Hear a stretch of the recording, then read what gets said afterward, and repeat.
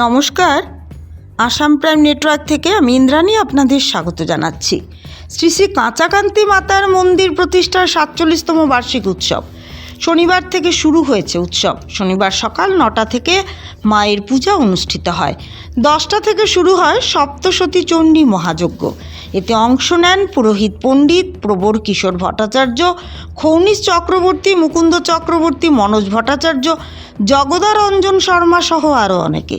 এবার শ্রী শ্রী কাঁচাকান্তি সেবা সমিতি ৪৭তম উৎসব পরিবেশ বান্ধব ও সবুজ করার সিদ্ধান্ত নিয়েছে। সেই অনুযায়ী মন্দিরে প্রসাদ বিতরণ চলছে কলাপাতায়। উৎসবকে ঘিরে সেজে উঠেছে মায়ের মন্দির। সন্ধ্যায় আলোকসজ্জায় বৈদ্যুতিক আলো রোশনাইয়ে ঝলমল করছে মায়ের মন্দির।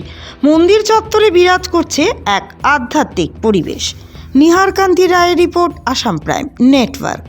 দেহি সৌভাগ্যমারোগ্যং দেহি দেবী পরম সুখং সুখং দেহি জয়ং দেহি যশো দেহি দিশো দেহি বিদেহি দেবী কল্যাণং